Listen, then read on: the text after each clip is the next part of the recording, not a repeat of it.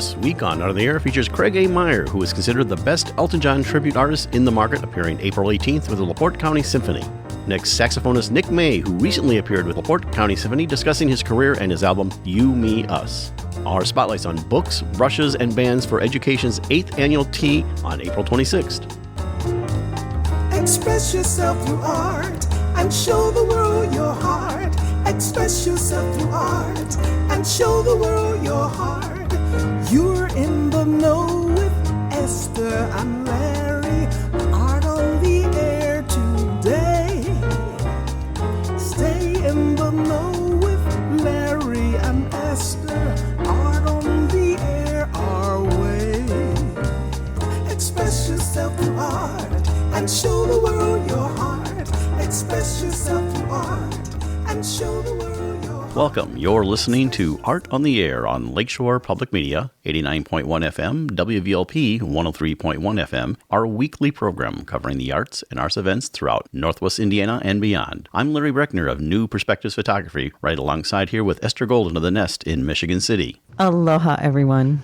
We're your hosts for Art on the Air. Art on the Air is heard every Sunday at 7 p.m. on Lakeshore Public Media, 89.1 FM, also streaming live at lakeshorepublicmedia.org, and is available on Lakeshore Public Media's website as a podcast.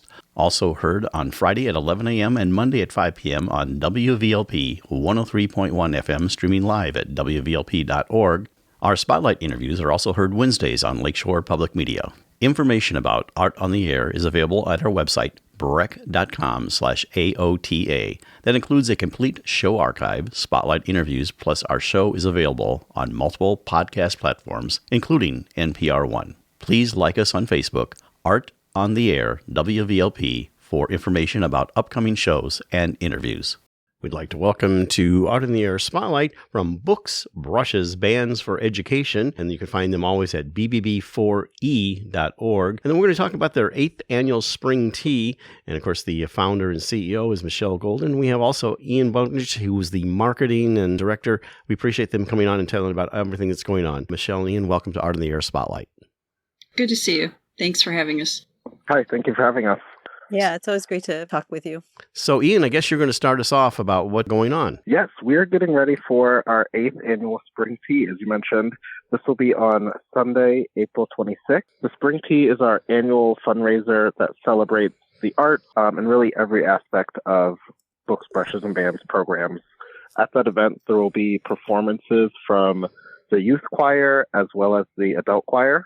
And there are actually 2 levels of youth choir right now. So 5 to 8-year-olds and then 8-year-olds through high school students. So it'll be some really adorable music as well as some really strong performances from the adult choirs as well. And of course, for music, you have someone else very, very special going to be there. Very special. Yes, Billy Foster. So we are delighted to have him come back. He has been playing with us for many years, all the way back to our 5th birthday at El Taco Real. So we've carried Billy all the way, all these years, and after 20, we're grateful that he's still with us and that he's still here in Northwest Indiana and willing to play and able to play. So tell us a little bit about the mission of your organization. I mean, I think it's awesome, but I know the history of it. Just a brief history and what you do now. So the capsule of the history is, as a parent volunteer, I wanted very desperately for my sons to have a certain level of arts programming that I could not find in the schools. And it was important to my family, my father in particular, that my sons had a band experience, which at the time was not in Hammond at that level for about 40 years. And that was in 1999. There still is not, by the way. So we... not only the band, the music, but the reading and the books. And as a visual artist myself, as a calligrapher, used to having a very high level of exposure and involvement of those things in my life. And I wanted the same for my kids, but also for their friends and the community that they live in. Michelle, did it start out with all of these things, or did it grow into this gradually? Did you start maybe with the bands, or did you have the vision for the whole thing right at once? The music is very expensive. The band is very expensive. And we started with something much smaller with a bookmaking story writing project at Kenwood Elementary School. And we worked there for 18 months. Judy O'Bannon came in and kicked off the project. And we made 2 books per 350 kids. And at the end left with 700 books that were made with the students, some of which were two-dimensional, some three-dimensional, but every single one was unique in its binding and storytelling. And we took a small break and went to Irving, did a sculptural project there and a bookmaking piece there, and then started the choir in 2004. In 2003, and then 4 months later started a band program. So it was just nonstop from the beginning. And so the Spring Tea, this is the 8th one. This is your fundraiser, correct? Mm-hmm. And has it been, over the 8 years, has it been the same format for this? Do you normally have this panel that you've assembled for this particular Spring Tea? No, we're doing something. We started something last year with a building block, a letter block, with talking about education and really getting down to the nitty-gritty of the ABCs, because what we do is very foundational in nature. Ian, you want to share the part about the panel? So in this year, in thinking about a theme, we wanted to build on this idea of education that was our focus last year and really think about the sort of foundation of Northwest Indiana. And for us, we identified art, business, and community as three really important sort of facets that make our area function, with books, brushes, and bands being a big component of that art piece. So we've gathered three different panelists who are going to be speaking to those three components. Chris White from United Way, representing community, Larry Breckner, yourself, representing art on the air, and then Heather Ennis, the CEO of the Northwest Indiana Forum. So in addition to all the great entertainment and music, we're going to have a really fruitful conversation about the importance of art, the impact of art, and how business and community intersect with those things to have a brighter future. Ian, is it set up to have audience participation with questions? Yeah, we definitely will be building in some time for questions from the audience. The Spring Tea always brings, obviously, the families of our members who are in the choir and supporters of books, brushes, and bands, but also just a wide variety of community members. So we definitely want to have an open dialogue with feedback and questions throughout that panel. In our last few moments here, we want to give you a chance to recap the dates, location, times, and availability. Yeah, definitely. The 8th annual Spring Tea will be at the Halls of St. George on Sunday, April 26th. That's in Cherville. Doors will open at 11:30, and we hope to spend a great afternoon with anyone who is interested in joining. Tickets are on sale right now at our website, BBB4E.org, or you can get in contact to us through email at give@BBB4E.org. We'd like to thank Michelle Golden and Ian Bumbridge from Books, Brushes, Bands for Education, 8th Annual Spring Tea. Thank you so much for coming on Art on the Air and sharing. Thank you so much, Thank Larry. you. Yeah, have a fabulous event. And a Spotlight Extra. Meg DeMakis will have an exhibit at the Beauty Spot in Valparaiso with an opening on April 17th, 5 to 7 p.m. Art on the Air Spotlight and the complete one-hour program on Sunday is brought to you by Ember Forge Consulting, with end-to-end expertise in learning strategy, design, and implementation. Ember Forge turns your organization's knowledge into impact. To learn more, visit emberforgeconsulting.com.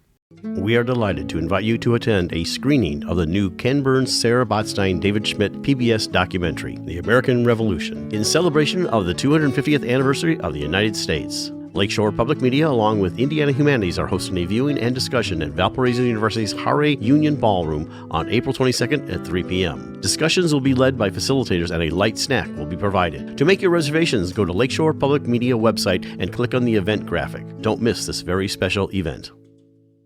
Hey, this is Bela Fleck, and you're listening to Art on the Air on Lakeshore Public Media, 89.1 FM, and on WVLP 103.1 FM.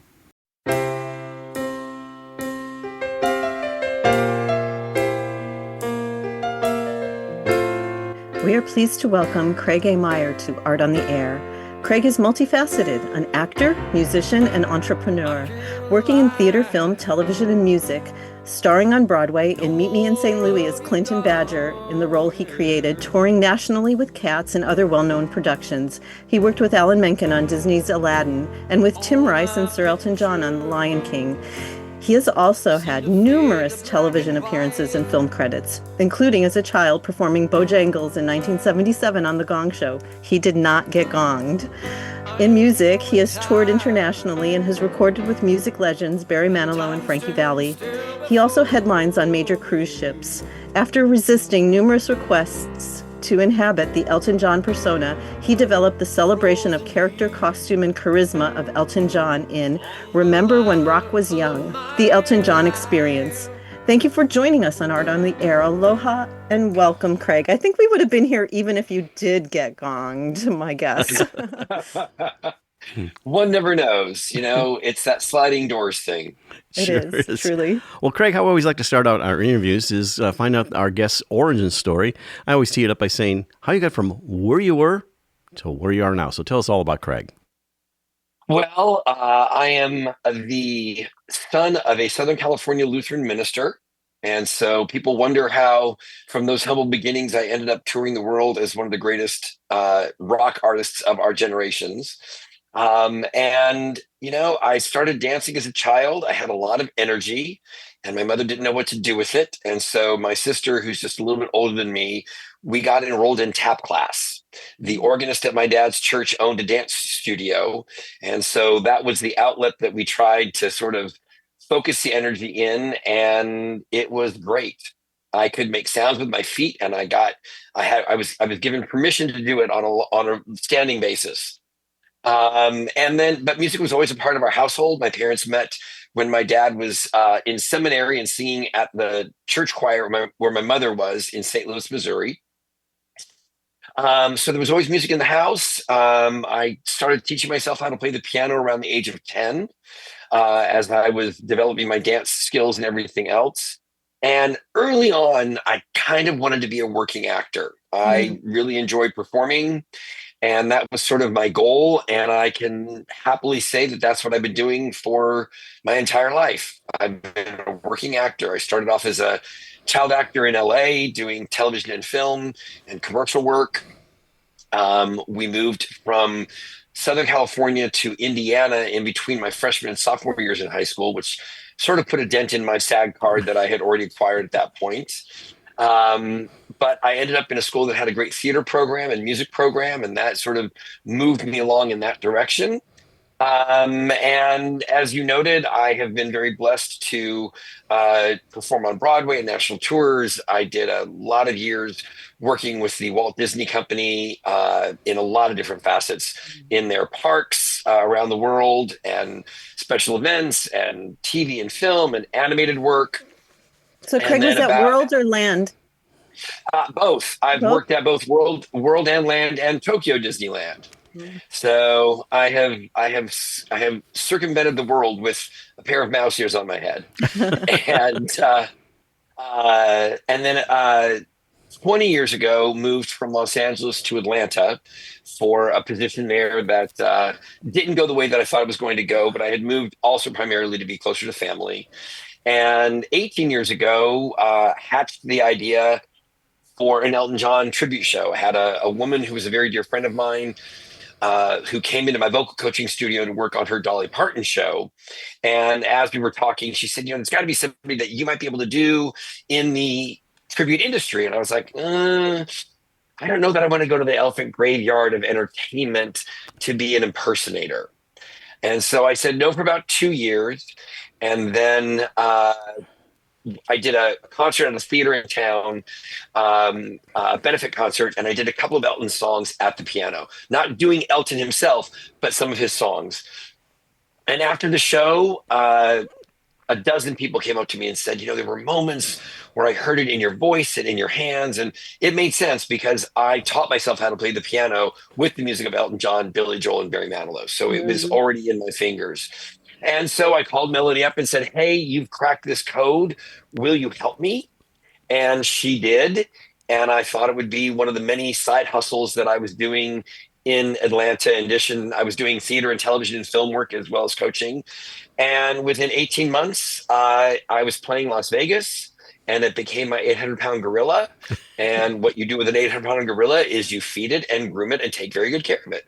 Right. And here we are today. So can you talk about transforming into the physicality of Elton. The not only the physical but the emotional prep to channel him on a daily, well, not daily basis, but for 2 hours during that, or 2 hours plus for those performances. Yeah. Um, I don't know that playing the piano gives us is any more of a connection than anything else. And I would never claim to be the genius that he is.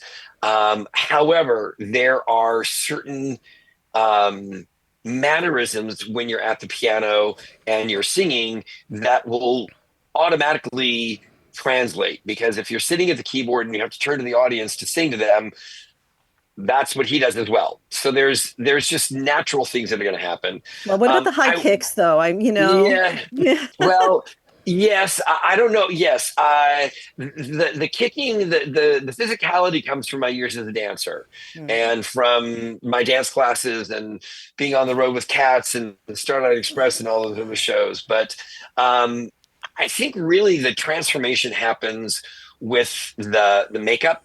My friend Melody, who got me started, helped me design the makeup for the character.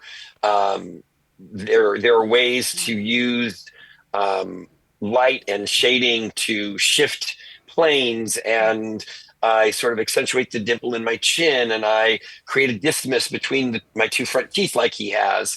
I color my hair for the show. That's What the about your first ears phase. being pierced? Did you have to do that for the show? So the only thing that I did to change my body physically was that I had my right ear pierced. Right ear My left pierced, had right. already been pierced for a long time, but he has an earring in his right ear. So that was the one change that I did make to my physical person for the show. And then once the makeup is on, the next steps are the wardrobe and the 4-inch heels and the spandex and the hat, and then finally the glasses. And Yeah. the glasses really are that a figurative and literal window through which I get to view the audience as my character, almost Elton John. Glasses are a character themselves, that's for sure. So Yes.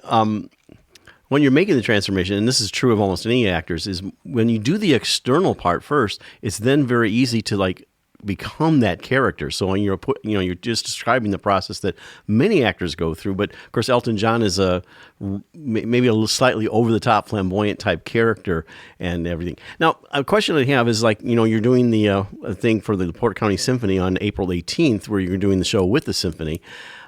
Characterize how that works with a symphony orchestra. What like costume changes, and explain how that works. So our symphony shows are really our favorite version of the show. My rocket band, the 7 performers that we travel with are just outstanding. We've been together for a long time. We operate as a family unit, but it's so exciting to then add a 50-piece orchestra. Right. And the things that we're able to accomplish in the show with the orchestra is really stellar. We open the second act with Funeral for a Friend, Love Lies Bleeding, which is the first cut on the Yellow Brick Road album. And that was originally recorded with a synthesizer, with a Moog synthesizer and some other synthesizers. And it's beautiful.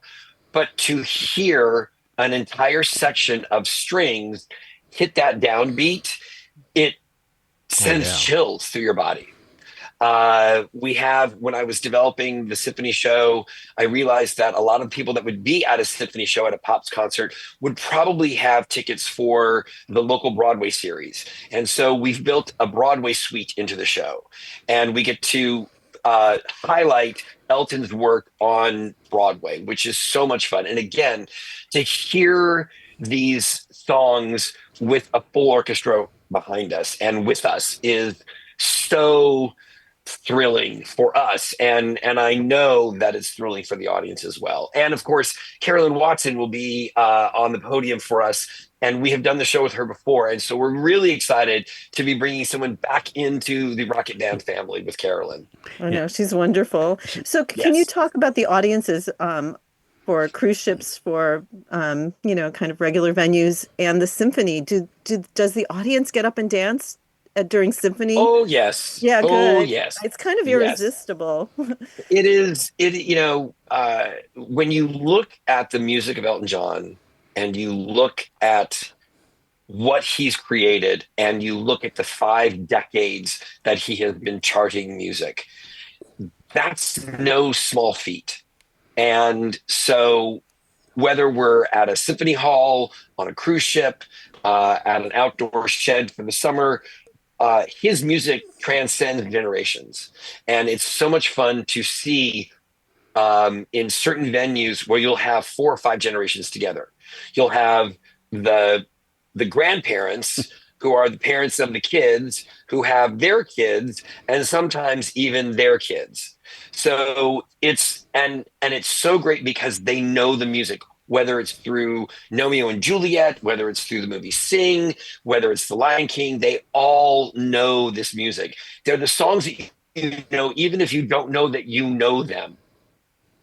And it's exciting when I talk to people who go, well, so-and-so drugged me to the show and I wasn't really sure. But then the show started and I was like, oh, I know that. And I know that.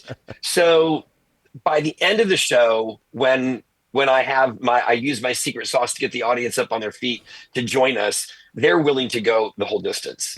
And about the last 10 minutes of the concert, the entire theater is on their feet dancing. And it's great. What's nice about the Civic Auditorium is that it actually is a flat space with tables. That's how they set up. Plus, so there's plenty of room to dance, and it's not like a regular auditorium per se. And yeah, that will be wonderful. I know I'm planning on attending. So. Excellent. Yeah. So I was going to ask you about some of your other work, some of your favorite roles. And of course, I saw Starlight Express, which not too many people know of. And you played, I think, the caboose in that and the Cats. But tell us about some of the. I played Skimbleshanks in Cats. Oh, okay. I'm not cool enough to play Tugger. Oh, okay.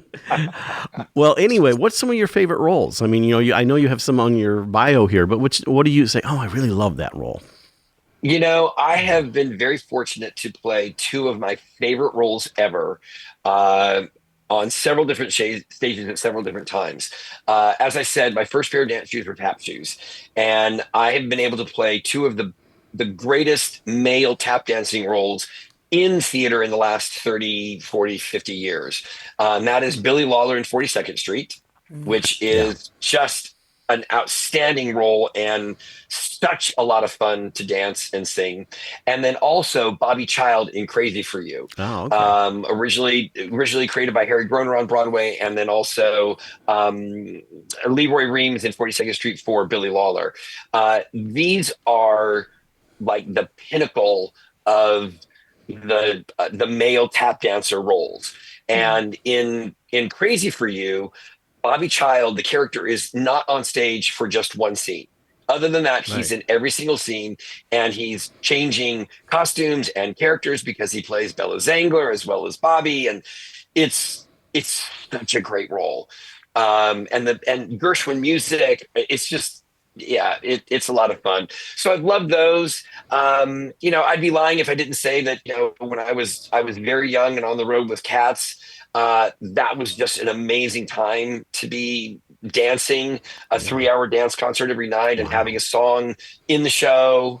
I will tell you, I turned 25 on that tour, and I weighed 127 pounds and had a 30-inch waist or 27-inch waist. So I was nothing but skin and bone and muscle. I always love the line, I've taught some theater classes, and I said, well, Cats is the ultimate concept musical. And I remember when, I think it was Hal Prince was talking to Andrew Lloyd Webber about it, and he's trying to say, well, what are the characters in, is this like a Queen Victoria? And he said, no, Hal, it's about cats. Was his response. He says, there's nothing. It's a complete concept musical. So, yeah. Yeah. So I was wondering, what capacity did you work on Lion King with? You said you worked with Elton John. Did you actually get to work with him? I did not get to work with him directly. I did some work on Aladdin. Mm-hmm. And when Howard Ashman unfortunately passed away, Tim Rice stepped in as the lyricist to work with Alan Menken on the film. And so I did some work on Aladdin. And when that was over, about 6 months later, the studio called and said, "Hey, Tim loved your work on Aladdin, and he's working on a new project with Elton John called King of the Jungle. And he wanted to know if you could come into the studio to record the love song for the film. They're going to animate some of the pencil drawings for the final presentation to the studio. And so could you come in and work on that?" I was like, "Of course." Yeah. So I got to spend the day with Tim Rice and Hans Zimmer in Hans's brand new digital studio back in '92. And I was one of the first people to ever record Can You Feel the Love Tonight? Wow. Do you love the way the dominoes stack up in life? It's just like so beautiful. One thing leads to another. So, Craig, you have embodied this character for some time, but is there a project there that's saying, okay, now I've really accomplished this and I'm going to still keep doing this, but is there something else that you would like to do? Some other, I don't know if it's necessarily an impersonation, but if they're like a Billy Joel or something else, is there some other way you'd like to go? So I do have a secondary show that I do out here on the ships and that I'm beginning to tour right now called Elton, Billy, and Barry, They Write the Songs. And it's a celebration of those three gentlemen and my career. I have another show that I'm working on right now called Piano Revolution, The Titans of Rock. And that will be a show featuring the great rock pianists of our age, both men and women. So I'm working on that. Wow, that sounds wonderful. Well, and I think our audience doesn't realize you actually are on a cruise ship right now, so we appreciate you connecting with us. What advice do you have to a young person that wants to get involved in the type of thing that you do? I know I've given advice to them, and I said you just have to want it more than anything else, and you keep working at it.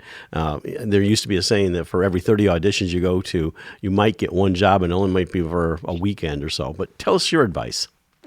My best advice is if there's anything else in the world that you want to do, go do it. This is not a career or a life for the faint of heart. If you breathe this, if it is your lifeblood, great. This is a industry that requires perseverance. There are a lot of avenues now to visibility through social media and whatnot. And while that's great, there are a lot of people that want to do it. I was fortunate that when I was coming up, I did my apprenticeship work basically with the Disney company in their theme parks and whatnot. I was doing 5 shows a day, 5 days a week, wrapped in polyester and singing out in the hot Florida, LA, or Tokyo sun. And you learn consistency. You learn how to hit your mark every single time, how to sing that song the same way every single time, because that's what you have to do. You've got to hone your craft, and then you have to hone your ability to actually deliver that show the same way every single time, no matter when or where you're at or the circumstances that you're under. So I will say this, though. If you can make that happen, it's incredibly rewarding. And there is a life to be made. I'm actually working on a project right now called giglogic.com, which is a tool for artists to keep more money from their gigs. You can go to giglogic.com. We are in beta testing right now. And that's basically taking my knowledge and 4 or 5 decades of experience and putting it into an app and a tool for performers to figure out how to make a living and build wealth as a performer. Wow. That's the entrepreneur part. Yeah. Yes. So do you have a complimentary, to break from just to take a different direction? Do you sketch, or do you write poetry, or do some complimentary art? I wish I had other disciplines that I was talented in, but I don't. My hobbies are going to the gym and hiking the mountains of Georgia where I live, and spending time with my family. Oh, that's perfect. That's true. What's your typical schedule like? I mean, it sounds like you're doing something constantly. So, I mean, just following you on Facebook, I'm like, oh my gosh, it's going from here to here to here. We're trying to get this all set up. But tell us just briefly about that. I'm on the road about 240 days a year right now, which is great and exhausting. I love what I do, but I'm pretty much on the road all the time. And when I'm home, I dial it way down and I spend time with the people that I love and I sit on my couch and I sleep extra long in my bed, and then steel myself and rev the engine back up to put everything in the suitcase and get back out the door again. And when you're not performing, is there some, I mean, you talked a little bit about hiking. What are some of the other things you like to do away from performing? I'm an entrepreneur. I'm a serial entrepreneur. I'm always thinking of things. I come from a family of entrepreneurs and idea people, so that's in my lifeblood.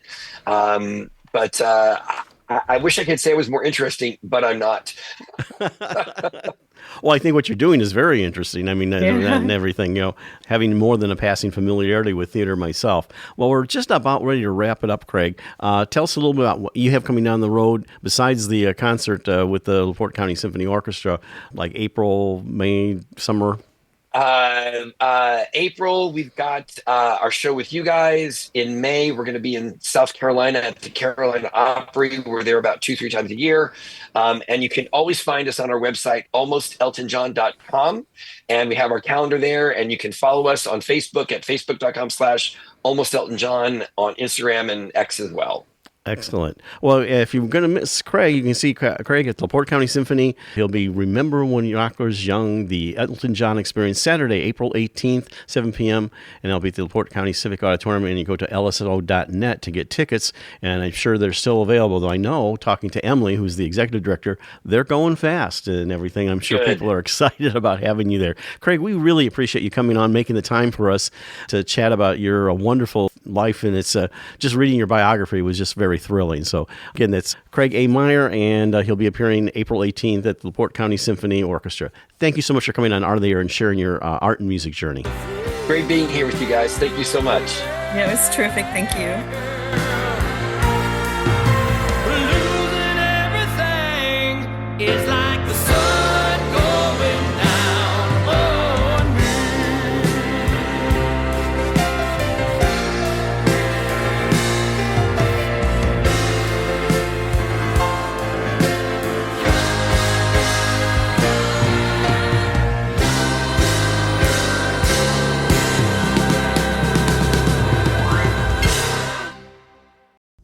Hi everyone, this is recording artist David Arkenstone, and you're listening to Art on the Air on Lakeshore Public Media 89.1 FM and on WVLP 103.1 FM. We would like to welcome Nick May to Art on the Air. Nick is a saxophonist who made his solo debut at 18 with the Lincoln Symphony Orchestra. He now has an established international profile with performances across the United States, Singapore, Germany, Sweden, and Denmark. He is frequently featured as a soloist with orchestras and contemporary music ensembles. As a committed chamber musician, he is a founding member of the trio Latitude 39. He is also the founder of the I Exist project, and we will feature work from his recent release, You, Me, Us, a collaboration of saxophone and piano. His work blending activism with musical expression. As an educator, he has given masterclass performances and residencies at major conservatories and universities. Thank you for joining us on Art on the Air. Aloha and welcome, Nick. Very, very wonderful meeting you. Oh my God, thank you so much for having me. It's wonderful to be here. Well, Nick, on our show, we always like to find out the background of our people. I call it their origin story. So tell us how you got from where you were to where you are now. So I grew up outside of Lincoln, Nebraska, and actually this is kind of anticlimactic or romanticized story, if you want to say it that way, because there was not really any music in my family. Like, no one was musical. No one was, it was just a small, kind of small town area. And so I started in 5th grade when everyone else started instruments, and I wanted to play trumpet, couldn't buzz my lips, tried French horn. Obviously that was strike 2. And so then they were like, well, anyone can play saxophone. And they gave me an old Yamaha.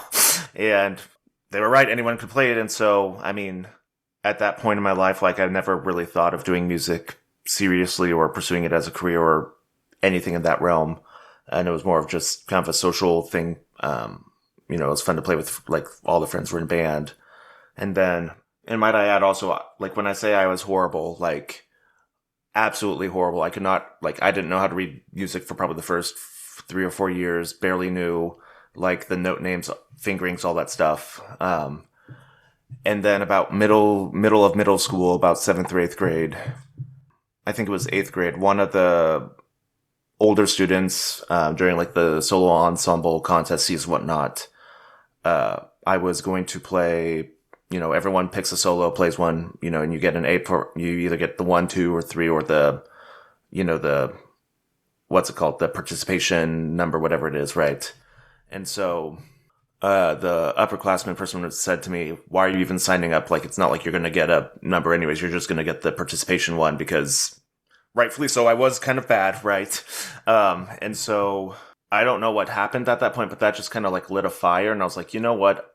Like, I can tell myself I'm going to be bad and get the participation trophy and it doesn't matter. But, like, it was just that at that point, just someone telling me to my face, you're not going to do well. And I was like, well, you know what? I'm going to actually do this weird magical thing called practicing. Shocker, it works. And then I'm going to practice, like, 2-3 hours a day in spite of you. It's called oppositional defiance disorder. And Nick, it's a superpower. It is a superpower to have oppositional defiance disorder. I am saving that. Yeah. So apparently have that. And so, ended up practicing a ton for that, and ended up actually getting, like, a one at the solo contest thing. And then, at that point I was like, oh, music is actually kind of fun when you're actually like when you're able to actually play it and you're not, like, struggling and you can actually read stuff and you can actually perform, right? And so then I started kind of pursuing the, okay, what does lessons look like, doing that. And then, kind of more and more, like, in high school, I was still, like, dead set on, like, going to, like, anesthesiology or something, just because, at the career fair thing we have to do, I was like, okay, what makes the most money? That. Okay. Right.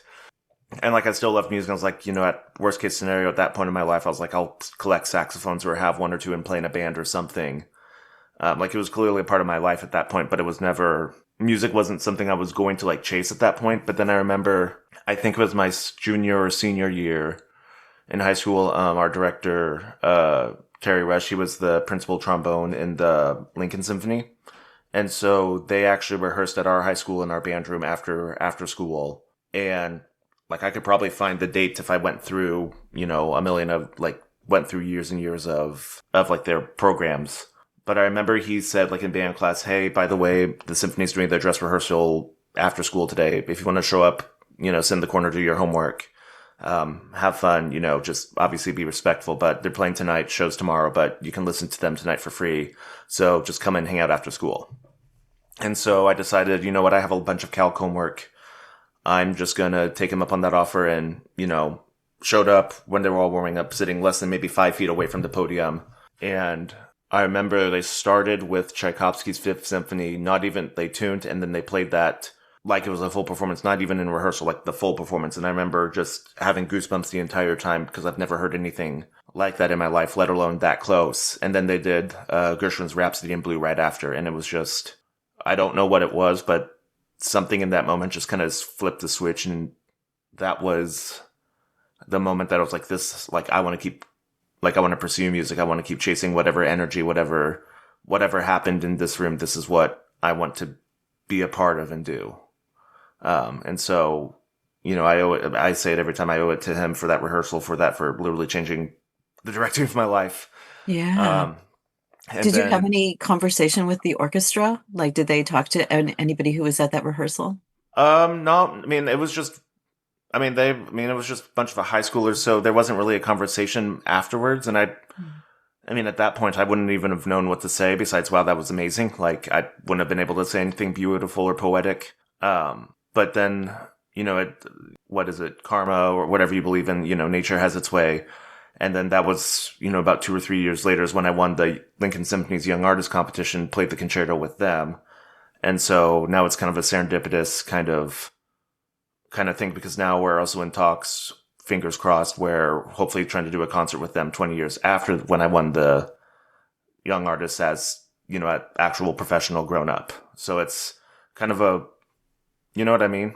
Yeah. Like, it's just beautiful kind of how all this kind of comes back around. Well, want to make sure we get this in. You have your newest album, now that you've moved into a professional career. And of course, we mentioned earlier, I saw you at the LaPorte County Symphony and doing especially the Catch Me If You Can theme. But you have an album called You, Me, Us. And one of the songs we want to listen to is Where Will My Flowers Go? Briefly set that up and we'll take a listen to it.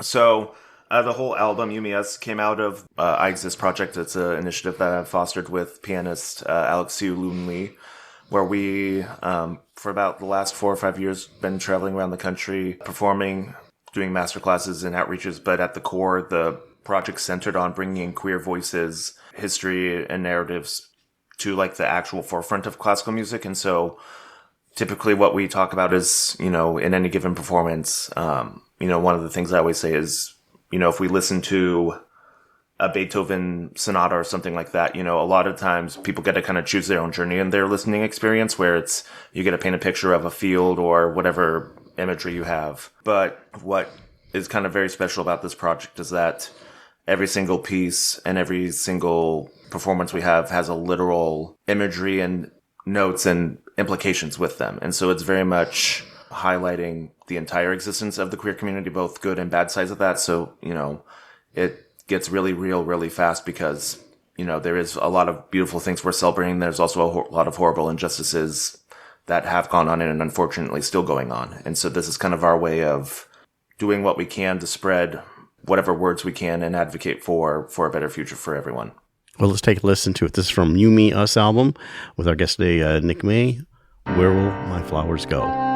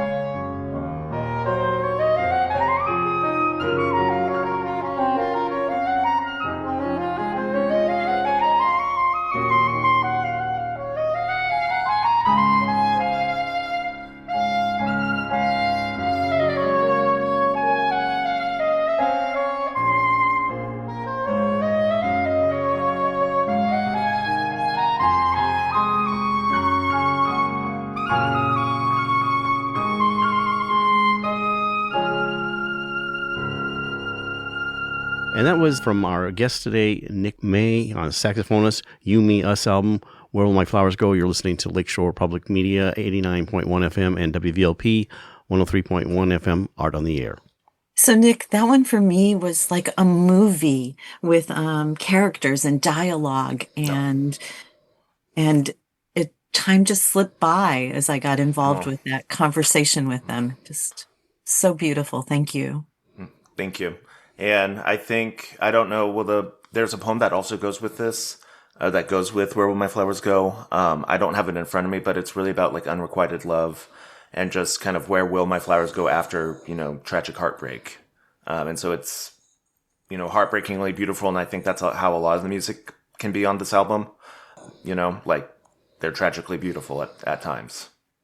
While we have a moment, I want to also quickly listen to a second song, White Sox. Just set that up real quickly and we'll take a listen to that one.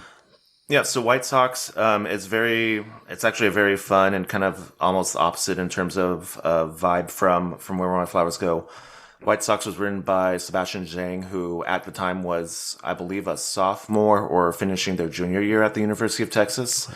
And it's the essence of this piece is them celebrating their coming out as trans. And there's a whole long story about how they found, kind of hope and solace, again, with like their band program where the director, gave them home and community and enabled them to come out and, embrace who they are. Well, let's take a quick listen. White Sox from the You, Me, Us album. Nick May, our guest today.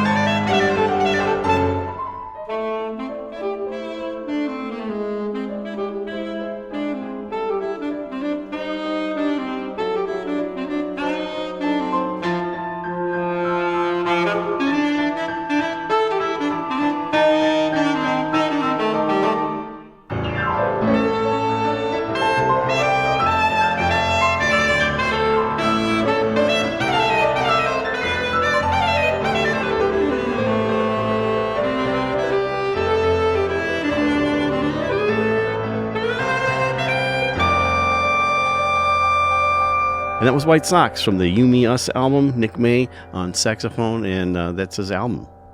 And I actually had a kind of opposite reaction to what you said with that. To me, I felt like I was going on a meandering exploration, and that was like the word that came to me. It was just like, I'm just meandering along. So it was beautiful again.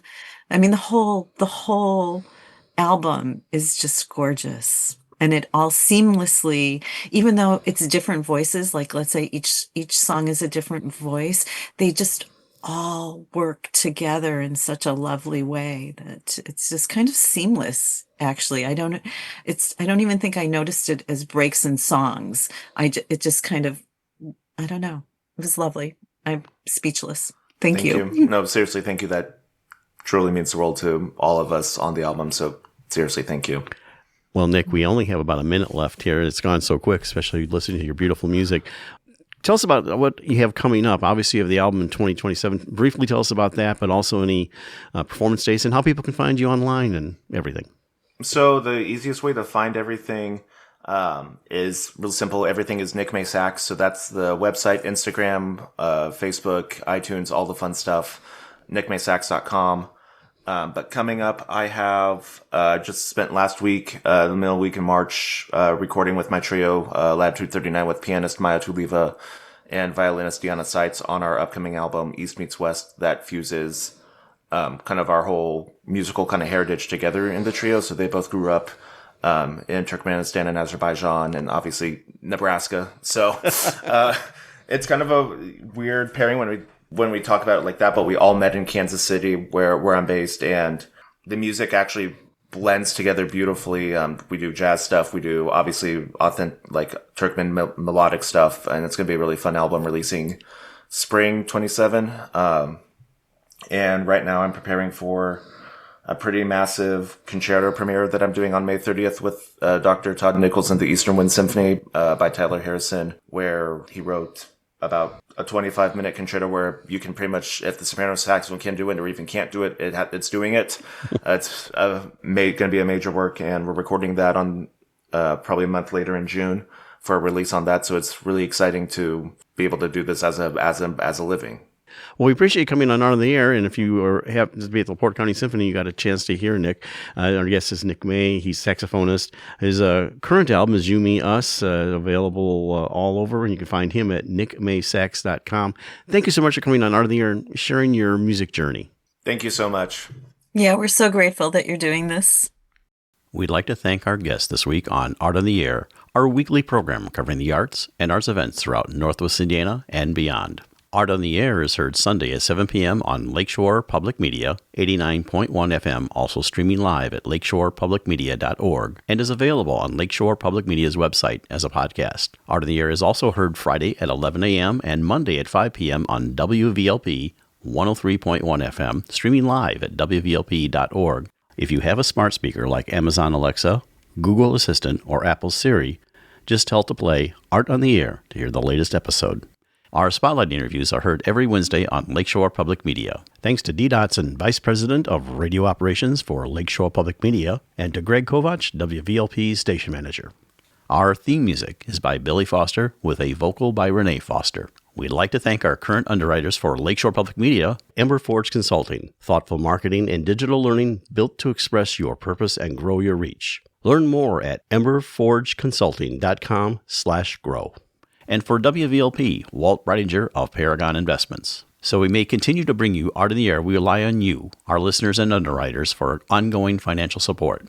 If you're looking to support Art on the Air, we have information on our website at breck.com/AOTA, where you can find out how to become a supporter or underwriter of our program in whatever amount you are able. And like I say every week, don't give till it hurts. Give till it feels good. You'll feel so good about supporting Art on the Air. If you're interested in being a guest or send us information about your arts-related event or exhibit, please email us at aota@breck.com. That's aota@breck.com, or contact us through our Facebook page. Your hosts were Larry Breckner and Esther Golden, and we invite you back next week for another episode of Art on the Air. Aloha, everyone. Have a splendid week.